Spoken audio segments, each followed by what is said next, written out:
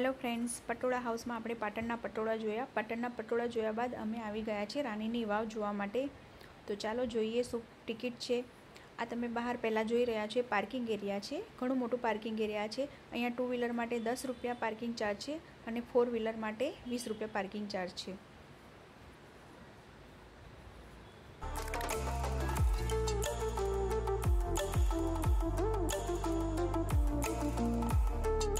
અહીંયા તમે આવો તો તમારે ઓનલાઈન જ ટિકિટ કરવાની રહેશે। અહીંયા તમે કેશમાં ટિકિટ નહીં લઈ શકો, અહીંયા ઓનલાઈન જ સુવિધા અવેલેબલ છે। અને અહીંયા તમારે આ સ્મારક વિશે માહિતી જોઈએ તો તમે અહીંયા સ્કેન કરીને એની માહિતી વિશે પણ જાણી શકો છો। તો પહેલાં આપણે ટિકિટ લઈ લઈએ। અહીંયા પર પર્સન 35 રૂપિયા ચાર્જ છે અને 5 વર્ષથી મોટા બાળકો માટે પણ ટિકિટ લેવાશે અને 5 વર્ષથી નાના બાળકો માટે તદ્દન ફ્રી છે। પહેલાં અમે ટિકિટ કરી લઈએ ઓનલાઈન બુક અને પછી અંદર જઈને તમને પણ રાણીની વાવ બતાવું અને તેનું શું હિસ્ટ્રી છે તે પણ તમને જણાવું।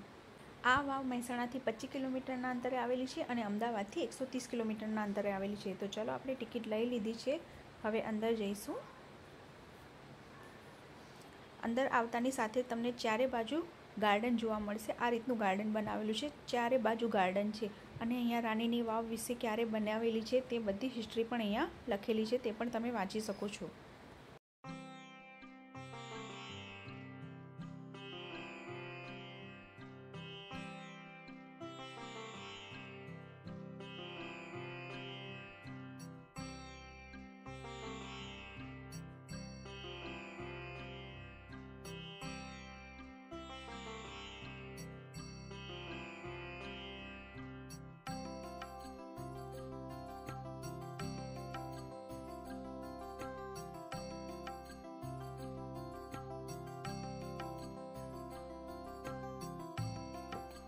बस थोड़ू चाल्या बाद तमने रानीनी वाव देखाई जशे।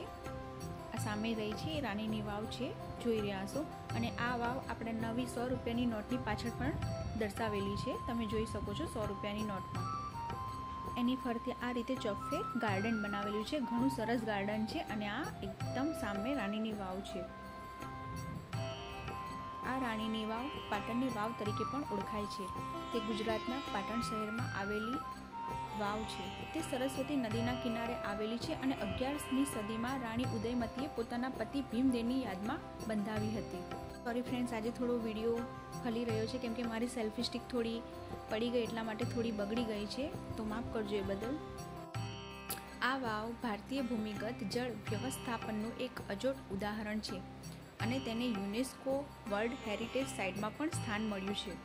હવે આ વાવનો ઇતિહાસ એવો છે કે રાણીની વાવનું નિર્માણ 11મી સદીમાં સોલંકી વંશના રાજા ભીમદેવ પહેલાની પત્ની રાણી ઉદયમતીએ કરાવ્યું હતું। આ વાવ રાજા ભીમદેવ પહેલાની યાદમાં બનાવવામાં આવી હતી અને તે સમયે પાણીની સમસ્યાનો ઉકેલ લાવવા માટે આ વાવનું નિર્માણ કરવામાં આવ્યું હતું। આ વાવ 7 માળની છે અને તેમાં દેવી દેવતાઓ, અપ્સરાઓ અને નાગ કન્યાઓની સુંદર મૂર્તિઓ કંડારવામાં આવી છે।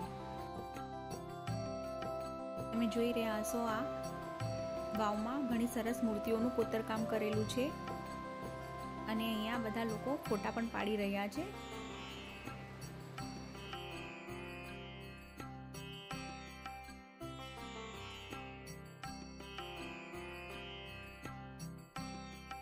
વાવ 7 માળની છે। વાવમાં એક નાનો દરવાજો છે જે સિદ્ધપુર તરફ જતા 30 કિલોમીટર લાંબા બોગદાનમાં ખુલે છે, જે સંકટ સમયમાં રાજા અને રાજ પરિવારો ભાગવા માટે બનાવવામાં આવ્યો હતો।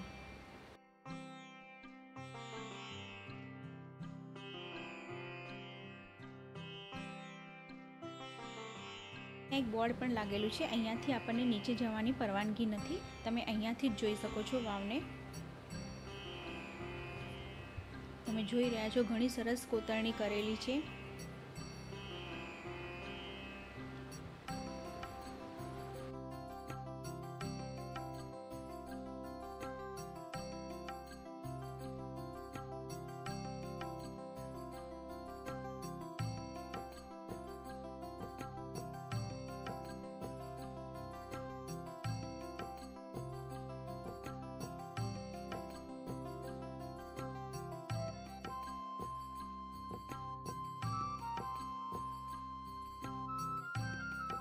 આ વાવ 11મી સદીમાં એટલે કે આ વાવ રાણી ઉદયમતીએ 1063માં તેમના પતિ સોલંકી વંશના રાજા ભીમદેવ પહેલાની યાદમાં બંધાવી હતી.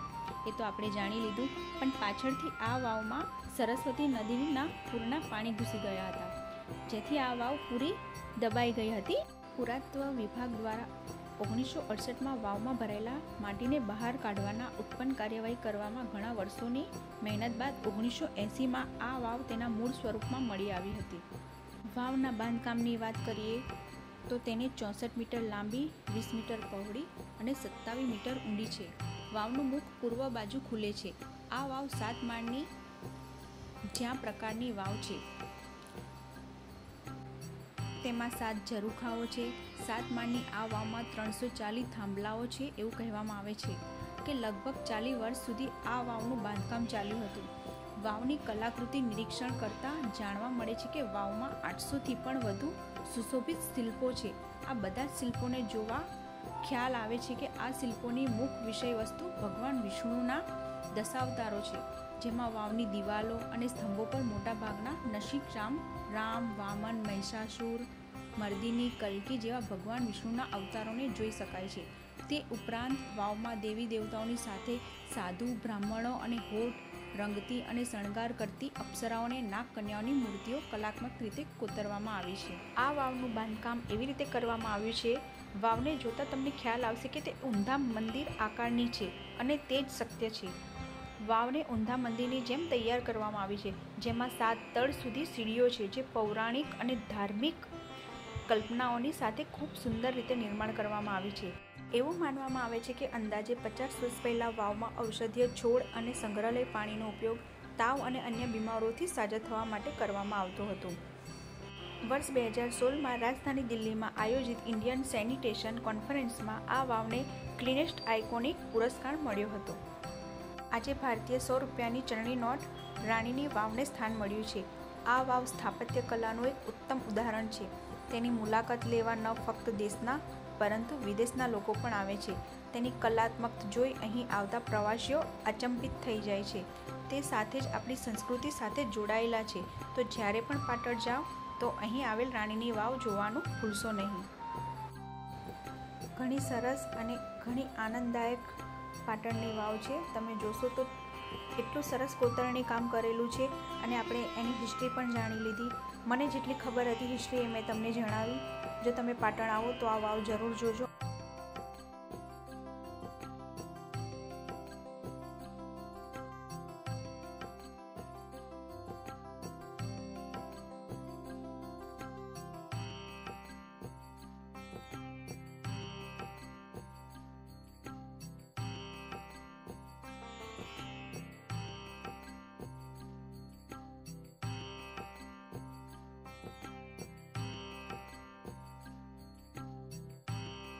અહીંયા સેટરડે સન્ડે ઘણી ભીડ રહે છે. અમે ફ્રાઈડે આવ્યા છે તો પણ આટલી પબ્લિક જોવા મળી રહી છે.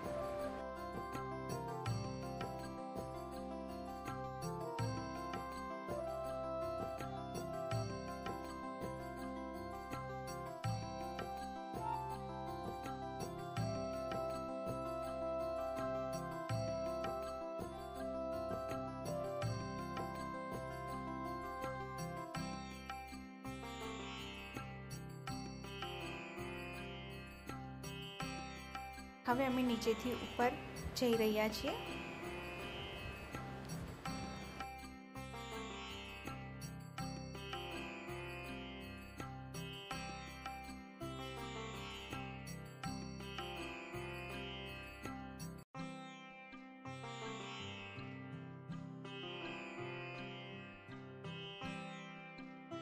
અને ઉપરથી પણ વાવનો આખો વ્યૂ બતાવી દઉં છું.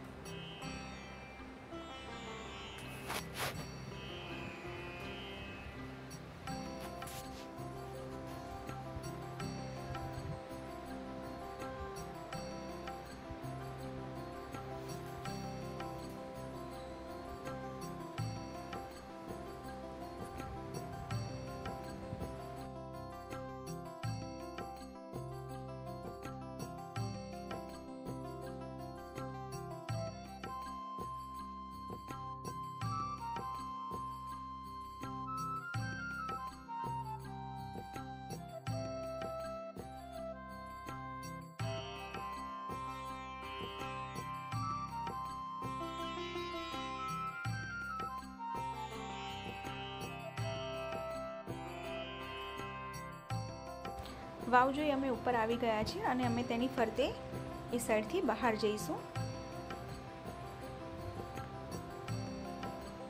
આગળ જવાની આપણને પરવાનગી નથી, છતાં પણ હું અહીંયાથી તમને સેલ્ફી સ્ટિકથી નીચે થોડું બતાવી શકું છું, જો બને એટલો ટ્રાય કરીશ. અહીંયા વાવની ફરતે ગાર્ડન બનાવેલું છે, ચારે બાજુ તમને ગાર્ડન જોવા મળી જશે.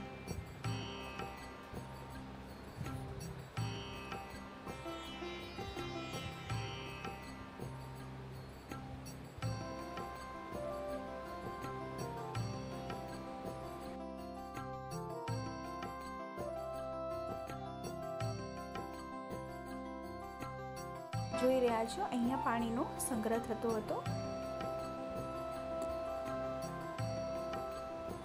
ઘણી ઊંડી લાગી રહી છે અહીંયાથી તો.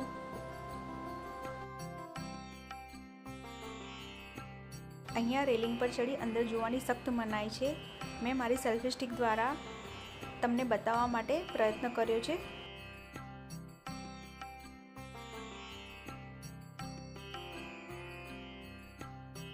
અહીંયા વાવ તમે જોવા આવો ત્યારે તમને અહીંયા કોઈ દુકાનો જોવા નહીં મળે.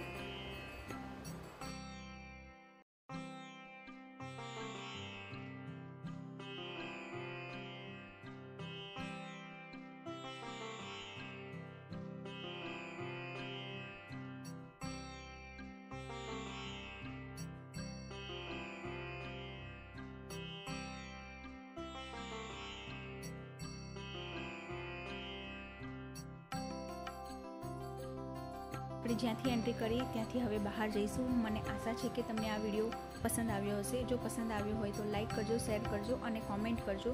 અને તમારા પણ કોઈ સવાલ હોય તો તમે પણ મને કોમેન્ટમાં પૂછી શકો છો. આજની વિડીયોમાં આટલું જ. નેક્સ્ટ વિડીયોમાં ફરી મળીશું. મારા બાળકને ભૂંગળા ખાવા તો ભૂંગળા લીધા છે અને ભૂંગળા જોઈને મને મારા બાળપણની યાદ આવી ગઈ.